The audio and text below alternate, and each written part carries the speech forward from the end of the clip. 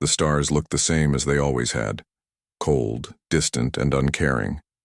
Admiral Tavon stood on the bridge of his flagship, the Eternal Dominion, watching the display screens show the empty space of the outer rim. He had commanded fleets for 300 cycles. Nothing surprised him anymore. "Sir, we're detecting something strange," his sensor officer said. Tavon barely turned his head. Strange readings happened all the time. Space rocks, radiation storms, dying stars. Nothing worth his attention. "What kind of strange?" "An energy signature. It's massive, sir.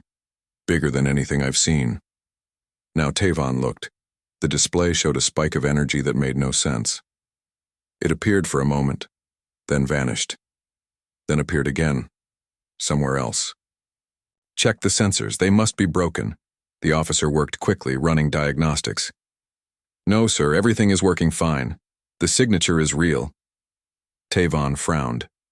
The Valthrine Empire had ruled the galaxy for 10,000 cycles. They knew everything there was to know about space travel and energy. If something this powerful existed, they would already know about it. "Where is it coming from?" "The Kalos sector, sir, near the human territories." Tavon almost laughed. Humans. Those primitive creatures who barely learned to fly between stars 80 cycles ago. Impossible. "It must be a natural phenomenon. Humans don't have technology like this. Should I report it to High Command?" "No. Keep monitoring. If it happens again, then we'll worry." Far away in the Kalos sector, Captain Minho stood in the command center of a ship that shouldn't exist. The indomitable Dawn stretched 3 kilometers from bow to stern. Its hull was dark, almost black, covered in strange patterns that seemed to absorb light. Inside, machines hummed with power that defied every rule the galaxy thought it knew. "How are the readings, Doyen?" Minho asked his chief engineer. Commander Doyen studied his screens with intense focus. "Better than expected.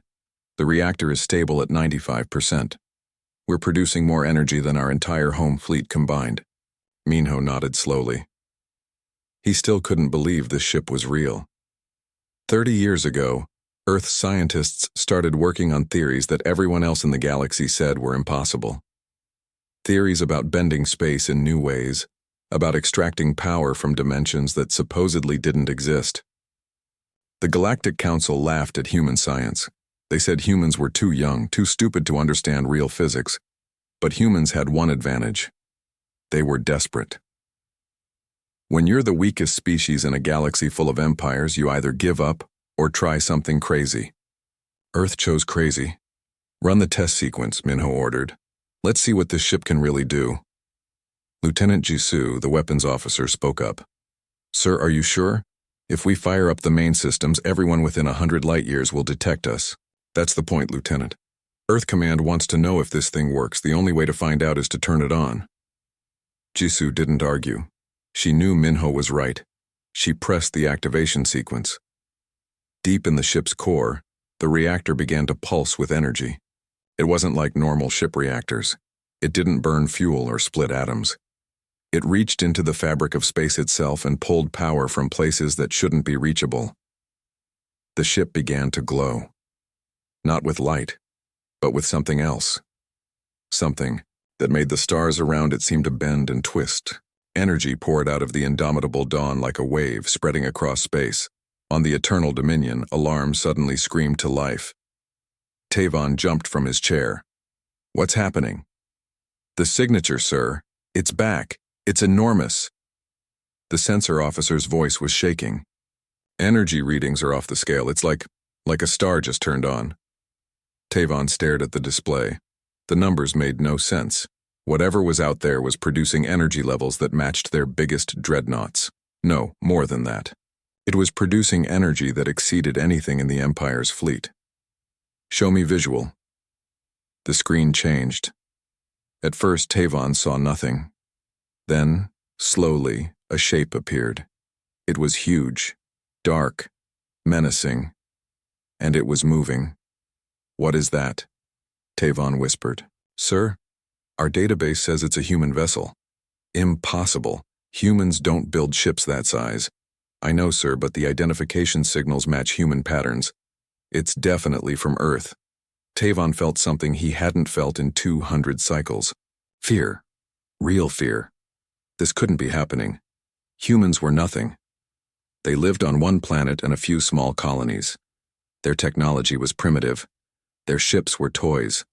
How could they build something like this? Get me High Command. Now.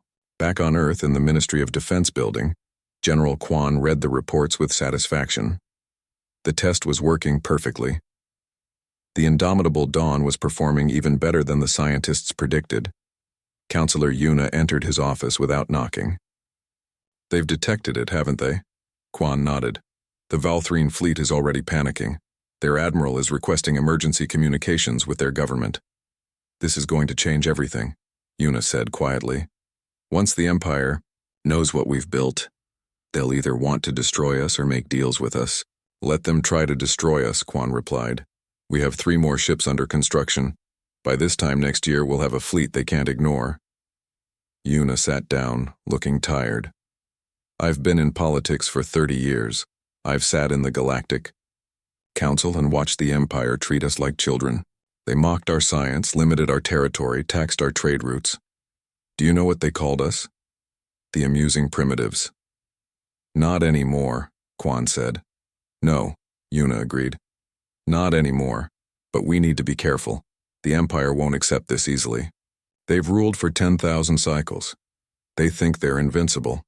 When something challenges that belief, they get dangerous. In the Kalos sector, Minho watched as his crew completed the test sequence. Everything was working. The ship responded to every command. The weapon systems, the shields, the engines, all of it was operational. Earth had done it. They had built a warship that could match anything in the galaxy. Sir, we're being scanned, Lieutenant Hyun at Navigation reported. Multiple sources. I think the Valthrine fleet knows we're here. Minho expected this. Let them look. We're in open space. We're not breaking any laws. Should we power down? Doyen asked. No. Keep the reactor at current levels. I want them to see exactly what we've got. Jisoo turned in her chair. Captain, are you trying to start a war? Minho smiled slightly. No, Lieutenant. I'm trying to prevent one. The Empire needs to know that Earth isn't weak anymore. If we hide what we've built, they'll discover it eventually anyway. Better to show them now on our terms. The indomitable Dawn hung in space, its reactor blazing with impossible energy. Across the galaxy, sensors picked up its signature. Scientists stared at readings that broke all their theories. Politicians began making urgent calls. Military commanders started planning for scenarios they thought would never happen. The galaxy was about to learn something important about humans. They didn't follow the rules. They didn't accept limits. When told something was impossible, they worked harder to make it real. And now floating in the darkness of space was proof that humanity had changed the game forever. Admiral Tavon received his orders from High Command. Investigate the human vessel, determine its capabilities, and if necessary, destroy it before anyone else learned what Earth had created. He looked at the dark shape on his screen and felt his confidence waver. For the first time in his long career, he wondered if the Empire had finally met something it couldn't control. The indomitable Dawn waited silently in the void, its crew ready for whatever came next. Captain Minho knew that the next few days would determine humanity's future in the galaxy.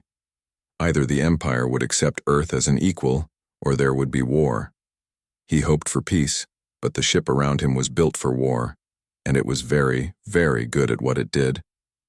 The message from the scout ship came in broken pieces. Static filled most of the transmission, but the fear in the pilot's voice was clear. This is Scout 7. Requesting immediate support. Human vessel is impossible size. Energy readings beyond.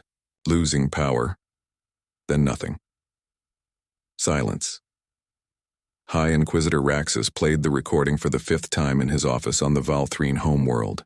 He was responsible for the Empire's intelligence network. His job was to know everything that happened in the galaxy before it became a problem. This recording bothered him deeply. Your analysis? He asked the intelligence officer standing before him. Sir, we believe the scout ship experienced a power failure. The readings they reported were likely sensor errors. And the ship? Why haven't we re-established contact? The officer hesitated. We're still investigating, sir. Raxus dismissed him with a wave. Alone in his office, he pulled up files on humanity. Earth, a small blue planet in an unremarkable system. Population, 12 billion. Technology level, primitive by Empire standards. Military capability, minimal. They had maybe 300 ships total, most of them cargo vessels. Their warships were barely worth the name. The numbers didn't lie.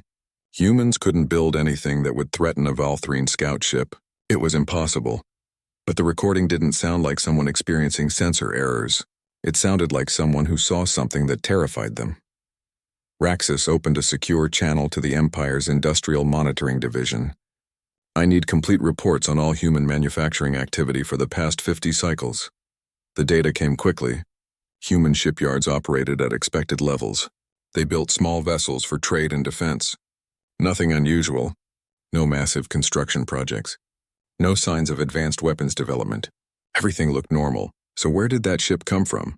On Earth, Dr. Hana sat in a laboratory deep beneath the surface. She had lived underground for the past 30 years, working on the project that would either save humanity or get them all killed. Around her, displays showed the telemetry from the Indomitable Dawn. Every system was working perfectly. We did it, her assistant said, staring at the screens in wonder. We actually did it. Hana allowed herself a small smile. We proved the theory works. Now comes the hard part. What's harder than breaking the laws of physics? Surviving what happens next, Hana replied. The Empire won't accept this quietly. They'll investigate. They'll try to figure out how we did it. And when they realize we've discovered something they missed, they'll either try to steal it or destroy us. Her assistant looked worried. Can we defend ourselves if they attack? That's what the Indomitable Dawn is for. But one ship won't stop an empire. We need time to build more. In the Galactic Council chambers, Counselor Yuna faced questions from representatives of dozens of species. They all wanted to know the same thing. Did Earth really build a superweapon? I cannot comment on military matters, Yuna said calmly. Earth's defense capabilities are classified information. A Valthrine counselor stood up, his face showing anger. The Empire has reports of an unauthorized vessel in the Outer Rim. A vessel that matches no known designs. Explain this.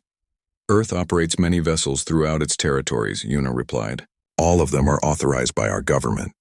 If the Empire has concerns about specific ships, they may file a formal inquiry. This is not a game, human. We have rules in this galaxy. Technology restrictions. Ship size limitations. Your species agreed to these rules when you joined the Council. Yuna met his eyes steadily. Earth follows all regulations that we agreed to. We never signed any treaty limiting our ship sizes. The Empire assumed we couldn't build anything large. That was your assumption, not our agreement. The chamber erupted in arguments. Other species that had suffered under Valthrine restrictions saw an opening. If humans could break the Empire's technological assumptions, maybe others could too. The careful balance of power that kept the Empire dominant was starting to crack. Back in the Kilo sector, Captain Minho received a message from Earth Command. Continue testing operations. Maintain current position. Do not engage unless attacked. They want us to stay here. Lieutenant Jisoo asked, reading over his shoulder. They want the Empire to see us, Minho explained. Every minute we stay here with our reactor running, we're making a statement. Earth is no longer hiding. Commander Doyen entered the bridge with a concerned expression. Captain, I'm detecting multiple ships entering the sector, big ones. I count at least 40 vessels, including 3 dreadnoughts. Minho felt his stomach tighten. A fleet. The Empire was sending an entire fleet. Battle stations. But do not charge weapons. Not yet. The crew moved quickly, preparing the ship for potential combat. Jisoo studied her tactical display as the Valthrine ships came closer. Sir, that's the 3rd Fleet.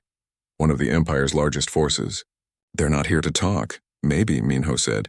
Or maybe they're here to intimidate us. Either way, we hold position. On the Eternal Dominion, Admiral Tavon studied the human ship carefully. Now that he was closer, he could see it properly. It was massive, yes, but it looked strange. The design was unlike anything he'd seen before. No wasted space, no decorative elements. Just pure function. It looked like something built by engineers who cared only about making it work. Analysis? He asked his tactical officer. Sir, the energy output is confirmed. That ship is producing power levels equal to our 3 dreadnoughts combined. I don't understand how it's possible. Their reactor should melt under that kind of load. Maybe it's a trick, false readings to scare us. I don't think so, sir. Our sensors are reading actual energy. This is real. Tavon made a decision. Open a communication channel. Let's talk to these humans and find out what they think they're doing. The face that appeared on the screen was younger than Tavon expected. Captain Minho looked calm, almost relaxed. Admiral Tavon, I've heard of you. Your reputation is impressive. Captain Minho, Tavon replied, keeping his voice formal. You are in violation of several galactic regulations. That vessel exceeds authorized size limits for species of your classification. With respect, Admiral, Earth never agreed to those limits. Check your records, Tavon had already checked. The human was right. Earth had refused to sign those specific treaties. At the time, the Empire didn't care because humans couldn't build large ships anyway. Now that assumption looked foolish. Where did you get this technology? Tavon demanded. Who gave it to you? Minho smiled slightly. No one gave us anything, Admiral. We developed it ourselves. 30 years of research. Our best scientists working on theories that everyone else said were impossible. Impossible is correct. Your species doesn't have the knowledge base for this kind of advancement. That's what everyone kept telling us, Minho said. But here we are anyway. On the Valthrine homeworld, Emperor Valdris convened an emergency meeting of his war council. High Inquisitor Raxus presented his findings, or rather his lack of findings. Sire, human industrial activity shows no signs of large-scale weapons production. Yet this ship exists. Either they hid the construction perfectly, or they built it using methods we don't understand. How can we not understand? The Emperor demanded. We've studied physics for 10,000 cycles. We know how ships are built. Clearly we don't know everything, Raxus said carefully. The humans appear to have discovered something new. Something our science missed. That's impossible, one of the generals shouted. We are the Valthrine Empire. We are the masters of technology. These primitive apes cannot teach us anything. Raxus stayed calm. Whether we like it or not, reality disagrees with us. That ship exists, it works. And if humans can build one, they can build more. The room fell silent. The implications were terrifying. If Earth could match the Empire's military power, everything changed. Other species would demand the same rights. The careful structure that kept the Empire dominant would collapse. What are our options? Emperor Valdris asked quietly. 3 choices, sire. First, we negotiate. Offer Earth favorable terms in exchange for the technology. Second, we attack now and destroy their shipyards before they build more. Third, we do nothing and hope the problem goes away. The third option is not acceptable, Valdris said, and the first option makes us look weak. That leaves the second. War with Earth could be costly, sire. If that ship performs as well as it appears to, attacking it directly would require significant forces, and we don't know what other surprises they might have. Admiral Tavon's voice came through the communication system. Sire, I'm at the location now. The human vessel is here. I'm prepared to carry out your orders. Emperor Valdris looked at his council. Every eye was on him. This decision would shape the Empire's future. Admiral Tavon, you are authorized to use force if necessary. Destroy that ship. Show the galaxy that the Empire does not tolerate threats. Back in the Kelos sector, Minho saw the change in Tavon's expression. Something had happened. New orders, probably. Bad ones, Captain Minho, Tavon said formally. By order of Emperor Valdris, you are commanded to power down your vessel immediately and prepare to be boarded. Failure to comply will result in the destruction of your ship. The bridge of the Indomitable Dawn became very quiet. Every crew member looked at their captain. Minho took a deep breath. This was the moment everything had been building toward. Week 1 continued with increasing intensity. The instructors threw everything at the remaining soldiers. Obstacle courses appeared overnight, massive structures of walls, ropes, and barriers designed for species with longer reach and greater strength than humans possessed. Jiwoo stood at the base of the first wall, looking up. It stretched 4 meters high, smooth metal with no handholds. The aliens were already scaling it, using their superior height and arm length to reach the top. For them it was challenging but possible. For humans it should have been impossible. Boost me, Jiwoo said to Daewon. The big sergeant interlaced his fingers. Jiwoo stepped into his hands and he lifted her up. She grabbed the top edge of the wall and pulled herself over in one smooth motion. On the other side, she found a rope and threw it down to her team. The aliens watched in confusion as the humans adapted. What should have stopped them became just another problem to solve. When a gap was too wide to jump, they found ways to swing across. When a barrier was too high, they worked together, lifting and pulling each other up. By the third day, Jiwoo had mapped every obstacle. She found solutions that worked for human bodies. During a rest period, an alien soldier approached her. It was a young Vrexian, scales still bright with youth. "How do you do it?" the alien asked. "The walls are designed for our reach, not yours." Jiwoo shrugged. "We work together. On Earth, we have a saying. Alone we are strong, together we are stronger. But you are so small." "Small doesn't mean weak," Jiwoo replied. "It just means we have to be smarter." The Vrexian considered this. "May I watch your technique tomorrow?" "Sure, I can show you some tricks if you want." This small exchange marked something new. The aliens had started the course seeing humans as inferiors. Now some of them began to see humans as fellow soldiers who simply approached problems differently. The fourth day brought toxic atmosphere training. The soldiers were sealed in a chamber filled with gas that burned exposed skin and made breathing difficult. For most species, it was torture. They had to wear full protective gear and could only endure for short periods. Taehyun led his team into the chamber. The gas made his eyes water slightly and his throat itch. "This is like Colorado in wildfire season," he commented. The aliens stared at him through their helmet visors. This was supposed to hurt. The humans were breathing the toxic air with only minor discomfort. "Your planet has air like this?" a Krolan soldier asked in disbelief. "Sometimes," Hana answered, "when the forests burn. Or in cities with bad pollution. It's not pleasant, but you get used to it." The training called for 30 minutes in the toxic atmosphere. The humans stayed for the full time without complaint. Several aliens had to leave early, overwhelmed by the burning sensation. Day 5 was sleep deprivation. The soldiers were kept awake for 36 hours straight while performing complex tasks. The aliens began to show signs of stress after 20 hours. Their movements became sluggish. Their decision-making suffered. Some hallucinated. The humans looked tired but functional. Day 1 admitted to the medical officer that his personal record was 96 hours awake during a combat deployment. The medical officer thought he was joking. He was not. By the end of the first week, the original group of 60 soldiers had been reduced to 22. 18 aliens and 4 humans. Commandant Thelvar called an emergency meeting with his training staff. "Explain this," he demanded, gesturing at the screen showing the day's statistics. "The humans should be failing. Every test we design pushes them harder.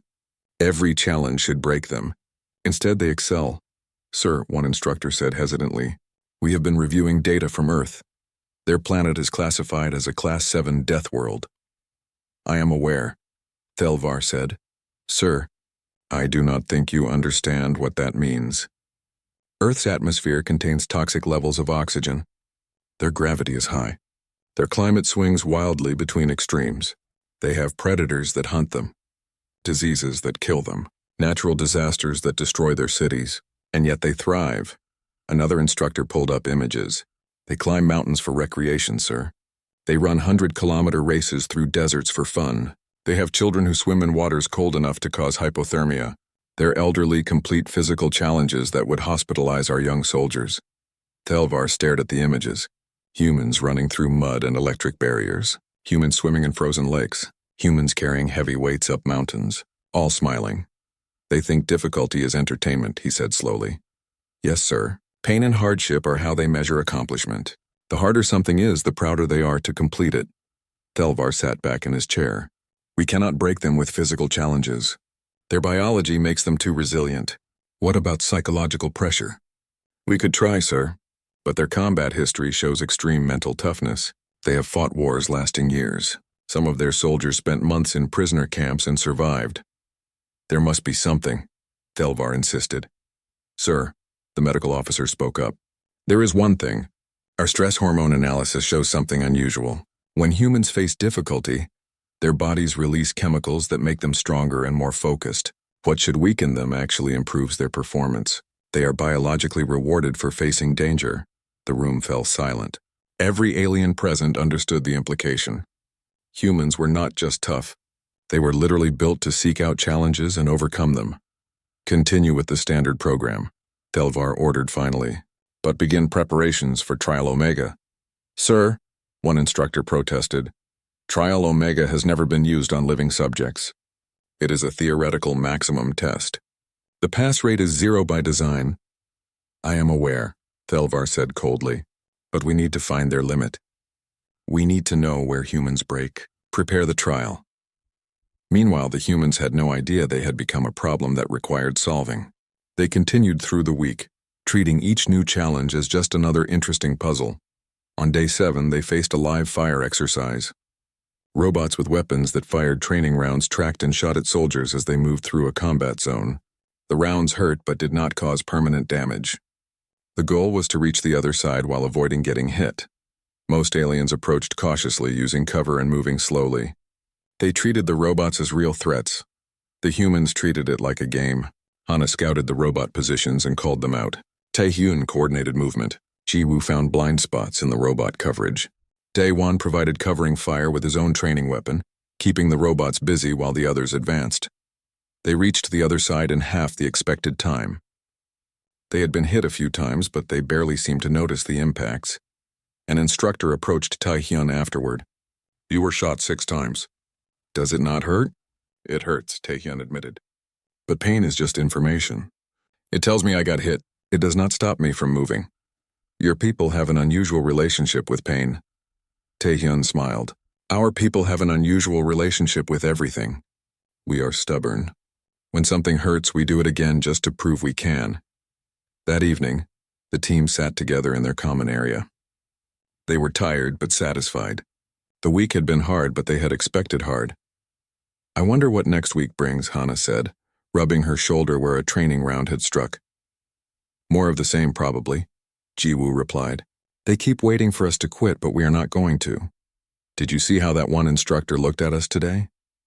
Daewon asked, like we were some kind of experiment gone wrong. Maybe we are, Taehyun said thoughtfully. Think about it.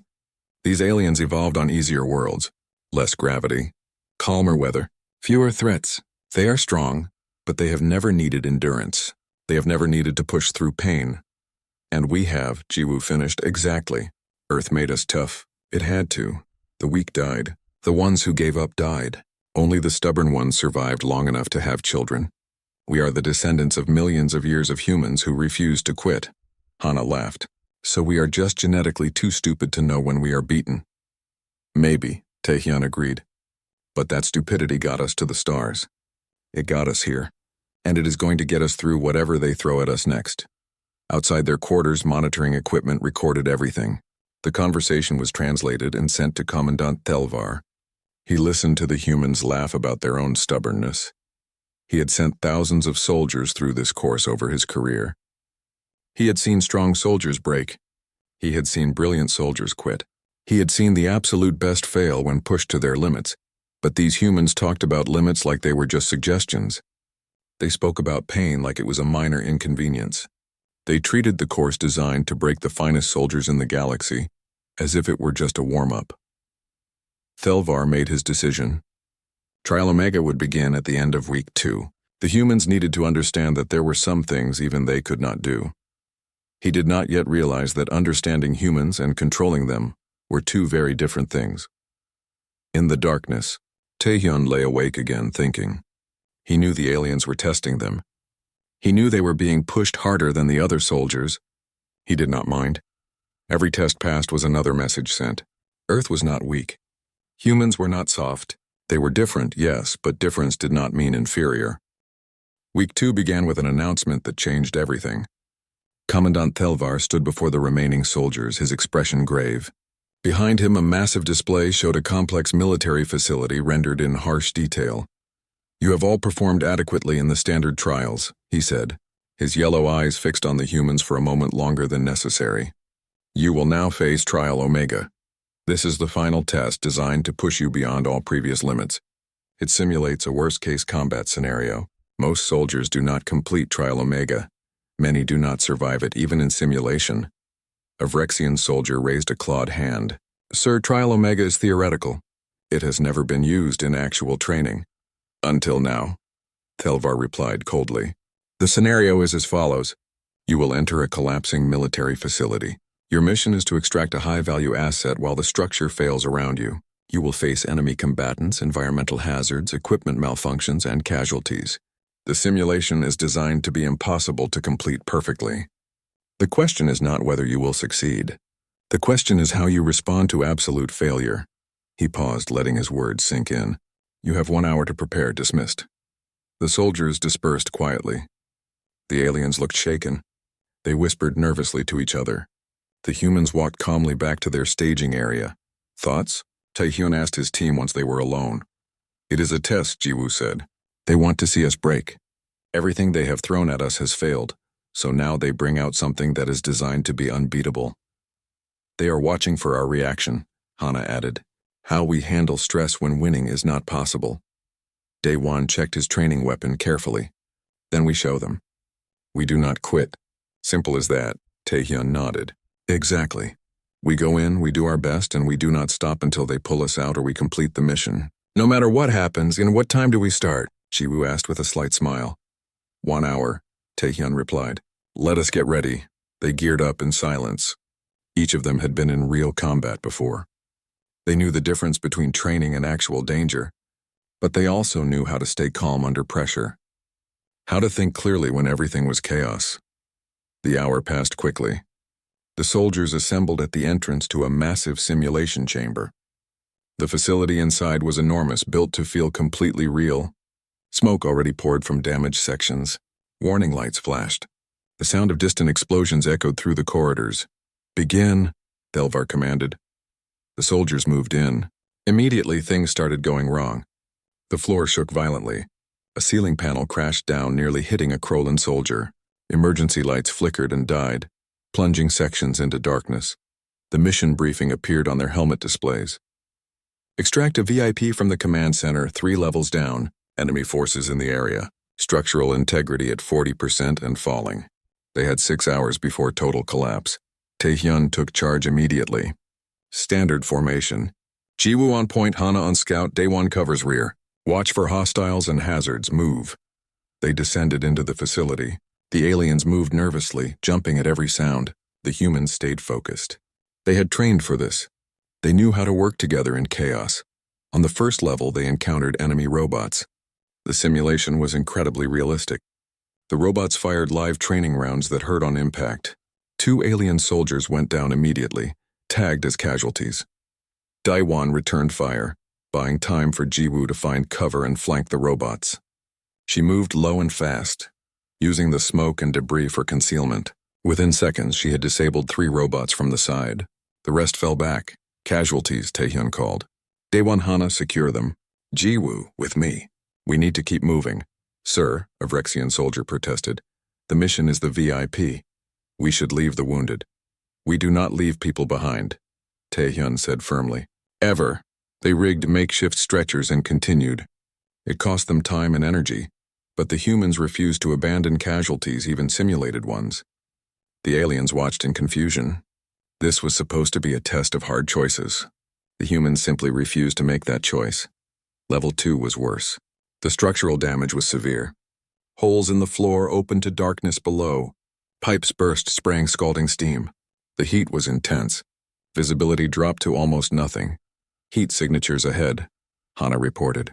Multiple contacts. Could be hostiles or more casualties. We check, Taehyun decided. Carefully, they moved forward. The contacts turned out to be more casualties. Alien soldiers tagged as wounded. One of them was unconscious. Another had a simulated broken leg. Jiwoo immediately began field treatment. This one needs to be carried. The leg is broken. We cannot carry everyone, an alien soldier argued. We will never complete the mission. Then we do not complete it, Taehyun said. But we do not leave them. They fashioned more stretchers. The group was moving slower now, burdened with casualties. The mission timer continued counting down. 4 hours left. They were only on level 2. Level 3 was catastrophic. The entire section was on fire. Smoke filled the corridors. The heat was unbearable. Structural collapse was imminent. Warning klaxons screamed. There, Hana pointed. The command center. 50 meters. Between them and the command center stood at least 20 enemy robots. Behind them, the corridor they had come through collapsed completely. No retreat possible. We fight through, Taehyun said. D1, suppressing fire. Jiwoo, find us a path. Hana, protect the wounded. What followed was chaos. Training rounds filled the air. Explosions rocked the facility. The humans moved with practiced efficiency, covering each other, advancing by bounds, never stopping. Day 1 took 3 hits but kept firing. Jiwoo found a side passage through burning rooms. Hana carried an unconscious alien soldier over her shoulder while returning fire one-handed. Taehyun coordinated everything, making split-second decisions, adapting to every new disaster. They reached the command center with 2 hours left. The VIP was inside, a simulation dummy that represented a wounded admiral. Getting in required breaching a sealed door while under fire. Jiwoo set charges. Breaching in 5 seconds. 4, 3, 2, 1, clear. The door blew inward. They stormed the command center and secured the VIP. But their problems were just beginning. The facility was collapsing. They had to get everyone out, wounded and VIP included, through a building that was actively trying to kill them. Alternate routes? Taehyun demanded. All blocked, Jiwoo reported. We have to go back the way we came. Then we do that, they started back. The building shook constantly now. Fires burned everywhere. The heat was incredible. Oxygen levels were dropping. This was the breaking point where soldiers were supposed to give up, to admit defeat. The humans refused. They carried the wounded. They protected the VIP. When their path was blocked by debris, they cleared it. When robots attacked, they fought back. When the route became impassable, Jiwoo found another way. 1 hour left. They were back on level 2. Half the floor had collapsed. They had to jump across gaps, pass casualties and the VIP across carefully, then continue. 30 minutes left. Level 1. The entrance was visible but blocked by fire. Temperature readings were off the scale. The simulation was designed to stop them here. No solution existed to get everyone through the fire. Options, Taehyun demanded. None, Jiwoo admitted. The fire is too intense. We cannot carry everyone through it. Daewon looked at the fire, then at the casualties. Then we make multiple trips. We will not have time, Hana said. We do not need time, Daewon replied. We just need to not quit, they started. Daewon went first, carrying 2 casualties on his shoulders. The heat was intense enough that the simulation registered burns on his exposed skin. He did not stop.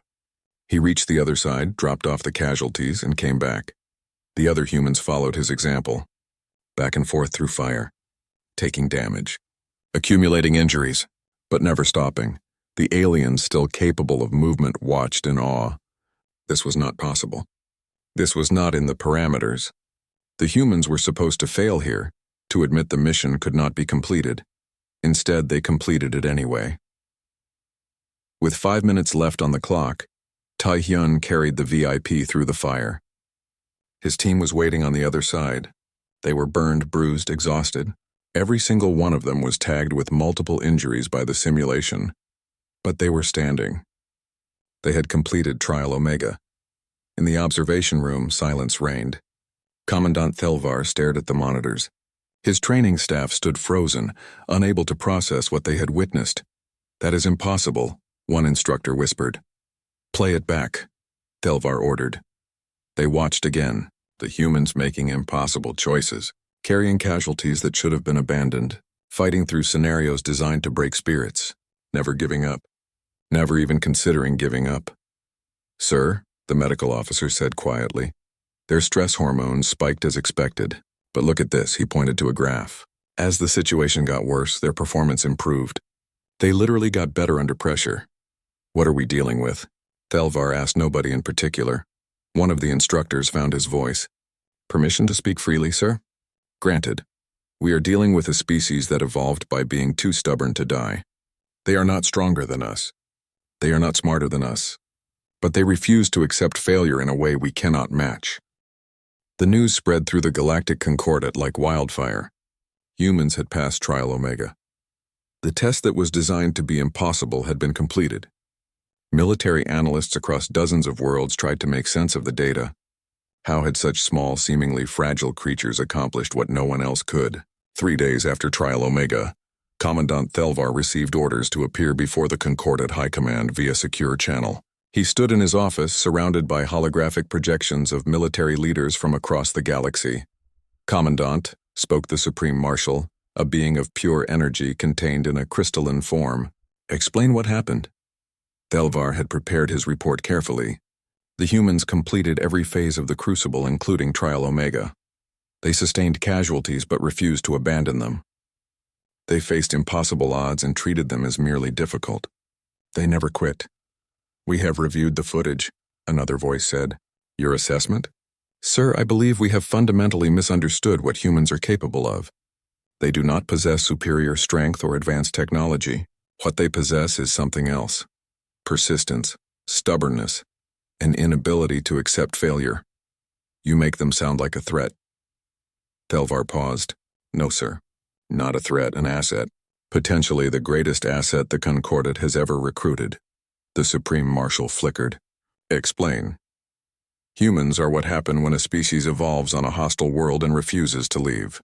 They are what happens when every generation faces death and chooses to keep fighting. They have turned survival into an art form. More than that, they have turned suffering into entertainment. What we see as torture, they see as challenge. What do you recommend? Sir, I recommend we stop trying to break them. We cannot. Instead, we should learn from them, and we should hope they remain our allies, the High Command conferred quietly. Then the Supreme Marshal spoke again. You will integrate the humans into standard training as instructors. They will teach our soldiers not physical techniques but mindset, how to persist when logic says to quit. Yes, sir, Thelvar replied.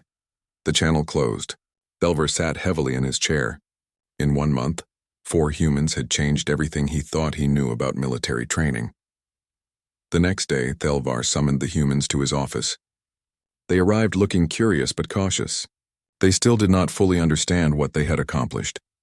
Captain Tae-hyun, Thelvar began, I must ask you a question. When you entered Trial Omega, did you believe you could complete it? Tae-hyun considered the question. Sir, I believed we would try our best. Completion was not guaranteed, but quitting was not an option. Why not? The scenario was designed to force surrender. Why did you refuse? Because that is what humans do, Tae-hyun said simply. We do not stop. It is not in our nature, Thelvar leaned forward. I need to understand. Your species evolved on a world classified as a death world.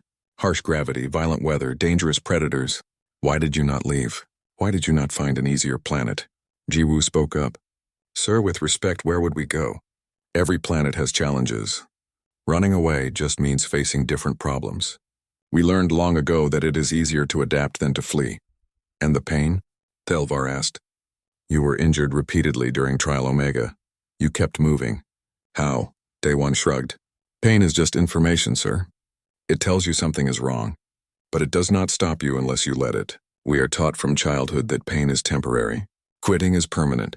Hana added, On Earth we have athletes who run until their bodies shut down, soldiers who fight when wounded, explorers who continue when everyone says to turn back. It is just how we are. Thelvar sat back, processing this.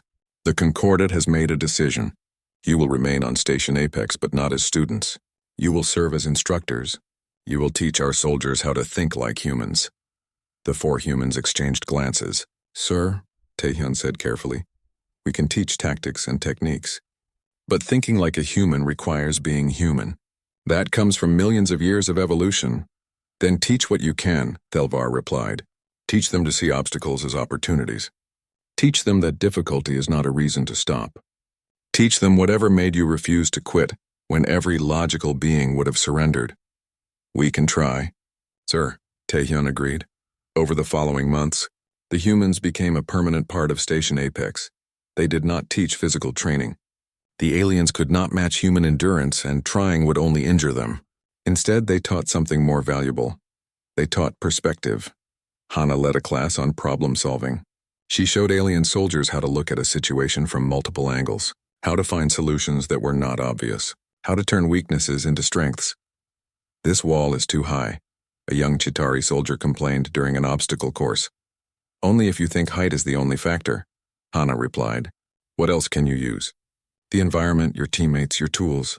Everything is a resource if you look at it correctly. The Chitauri tried again.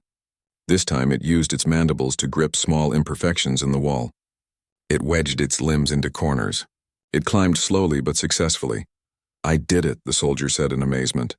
You did, Hana confirmed, because you stopped seeing the wall as impossible and started seeing it as just difficult. Jiwoo taught engineering and adaptation. She showed aliens how to improvise when equipment failed, how to make tools from whatever was available, how to think creatively under pressure. The power is out, she told her class during a simulation. You have no tools. The door must open. What do you do? The aliens struggled with the question. They were trained to follow procedures. Without power and proper tools, opening a door seemed impossible. Watch, Jiwoo said. She removed her belt and used the metal buckle to pry at the door panel. When that failed, she used her jacket to grip the edge and leveraged her body weight. The door moved slightly. Everything is a tool. You just have to see it that way. Daewon taught resilience. He put soldiers through difficult scenarios and taught them how to keep going when exhausted. How to push past the voice in their head that said to stop. Your body will quit before it actually fails, he explained to a group of Rexian cadets. You think you're at your limit right now. You are not. Your limit is much further than your mind tells you. The trick is learning to ignore the quit voice and listen to the keep going voice. What if there is no keep going voice? One cadet asked. Then you make one, Daewon replied. You decide that quitting is not acceptable. You decide that you will continue. Your body will follow your mind if your mind is strong enough. Taehyun taught leadership and decision-making. He showed officers how to make choices when all options were bad, how to stay calm when everything was chaos, how to inspire soldiers to continue when hope seemed lost. Leadership is not about having the right answer, he told a class of officers. It is about making a decision and committing to it. Soldiers do not need perfection. They need confidence. They need to see their leaders stay calm and keep moving forward. If you do that, they will follow. 6 months after the humans arrived, Commandant Thelvar conducted a review. The station's performance metrics had improved across the board. Soldiers were completing courses with higher success rates. They were showing greater resilience. They were thinking more creatively. Most importantly, they were learning that difficult did not mean impossible. One evening, Thelvar invited Taehyun to his office for an unofficial conversation. They sat across from each other, two soldiers from different worlds drinking beverages from their respective homes. I misjudged you, Thelvar admitted. When you arrived, I thought humans were weak. I designed the crucible to prove it. I was wrong.